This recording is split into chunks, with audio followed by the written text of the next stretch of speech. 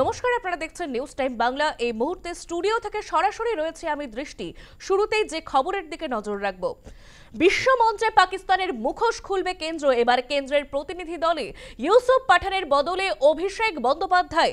প্রতিনিধি দল পাঠানোর সিদ্ধান্ত কেন্দ্রের। বিশ্বমঞ্চে পাকিস্তানের মুখোশ টেনে হিচড়ে খুলবে কেন্দ্র। দিল্লি গেলেন ডায়মন্ড হারবারের তৃণমূল সাংসদ অভিষেক বন্দ্যোপাধ্যায়। প্রতিনিধি দলে অভিষেক প্রস্তাব মমতার। আমাদের সঙ্গে টেলিফোন লাইনে রয়েছে প্রতিনিধি প্রিয়াঙ্কা এজ ভৌমিক। প্রিয়াঙ্কা, দেখো, যে বিষয়টি জানতে চাবো, কেন্দ্রের প্রতিনিধি দলে আগে ইউসুফ পাঠানকে বাছা হয়েছিল, কিন্তু সেই প্রস্তাব, সেই নাম খারিজ করে দেয় তৃণমূল। এর পরিবর্তে অভিষেকের নাম, অভিষেক বন্দ্যোপাধ্যায়ের নাম প্রস্তাব দেওয়া হয়। ঠিক কি জানতে পারা যাচ্ছে?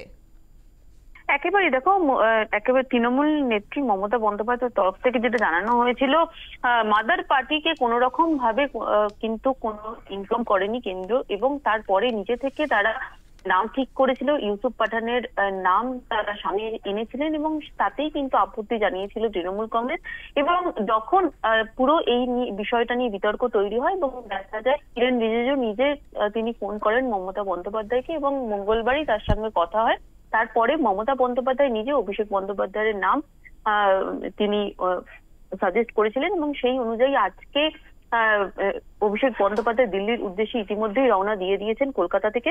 এবং সূত্রের খবর অনুযায়ী আজকে যে প্রতিনিধি দল যাবে বিদেশে, একেবারে সরাসরি পাকিস্তানের মুখোশ যে বিশ্বের দরবারে খুলে দেওয়ার যে প্রচেষ্টা করা হচ্ছে কেন্দ্রীয় সরকারের তরফ থেকে, সে কোথায় কোথায় যাবে সেই প্রতিনিধি দল যাবে সিঙ্গাপুর, ইন্দোনেশিয়া, দক্ষিণ কোরিয়া, জাপান, মালয়েশিয়ার মতো দেশগুলিতে। এবং সেখানে তৃণমূল কংগ্রেস ছাড়াও কিন্তু ওই দলে যে কজন সদস্য রয়েছেন, মোট 9 জন প্রতিনিধি দলের এই টিম। এবং সেখানে থাকবেন বিজেপি সাংসদ অপরাজিতা ষড়ঙ্গী, বিজেপি সাংসদ ব্রিজলাল, বিজেপি সাংসদ প্রধান বড়ুয়া, বিজেপি সাংসদ হিমাঙ্গ যোশী, সিপিএম সাংসদ জন ব্রিটাস, কংগ্রেসের নেতা সলমান খুরশিদ, মোহন কুমার। দলের নেতৃত্ব দেবেন কিন্তু জনতা দল ইউনাইটেডের বা জেডিইউ, তুমি যাই বলো না কেন, সাংসদ সঞ্জয় ঝা।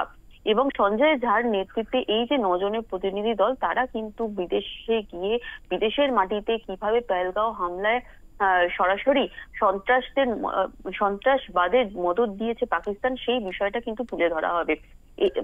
তোমাকে যে বিষয়টা তোমার সাথে কথা হচ্ছিল, অভিষেক বন্দ্যোপাধ্যায় যে আজকে সফরে যাচ্ছেন, ইতিমধ্যেই দিল্লির উদ্দেশ্যে রওনা দিয়ে দিয়েছেন এবং দিল্লি থেকে কিছুক্ষণের মধ্যেই আজকেই, যেটা সূত্র মারফত জানা যাচ্ছে, আজকেই এই প্রতিনিধি দল বিদেশ সফরে যাবে এবং সেখানে এই পেহেলগাঁও সন্ত্রাস এবং অপারেশন সিন্দুরের পর ভারতের অবস্থান এবং পাকিস্তান কিভাবে প্রত্যক্ষ জঙ্গিদের মদত দিচ্ছে সেটা নিয়ে গোটা বিশ্বের সামনে তুলে ধরবে। এবং পুরো বিষয়টা কিন্তু ঠিক করা হবে এবং সে নিয়ে আলোচনা করা হবে। এবং তোমাকে জানিয়ে রাখবো যে শুধু এই অভিষেক বন্দ্যোপাধ্যায় যে প্রতিনিধি দল আছে, শুধু সেই প্রতিনিধি দল না, মোট 7টি দল পাঠাচ্ছে কেন্দ্র এবং এই দলগুলিকে কিন্তু নেতৃত্ব দেবেন একজন বিশিষ্ট নেতৃত্ব। এবং সেই নেতৃত্বদের মধ্যে যেমন থাকবেন বিজেপির রবিশঙ্কর প্রসাদ, বিজয়ন্ত পান্ডা বিজেপির, এবং অন্যদিকে ডিএমকের কানিমেজি।